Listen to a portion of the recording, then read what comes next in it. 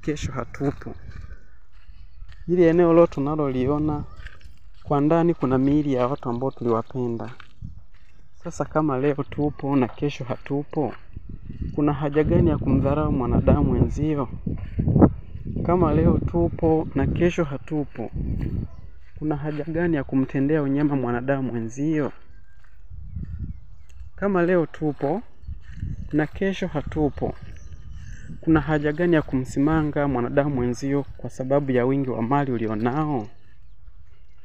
Kama leo tupo na kesho hatupo, kuna haja gani ya kumdhulumu na kumuonea mwanadamu wenzio kwa sababu wewe ni tajiri? Hebu ona mwenyewe. Hebu jionee mwenyewe. Hili eneo lote limejaa miili ya ndugu zetu na wapendwa wetu ambao tuliwapenda, tulipenda kuwa nao. Lakini kwa mapenzi ya Mungu leo hatuko nao. Je, wewe una kiburi gani cha kumtenda mwanadamu wenzio ubaya? Utaenda kujibu nini huko mbele za haki? Hebu ona.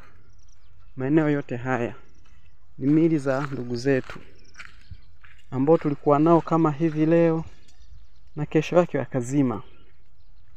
Tafakari, chukua hatua, ishi na watu vizuri, usimuonee mwanadamu wenzio, usimtende mabaya wala kumchukiza, kwa sababu sisi ni kama maua.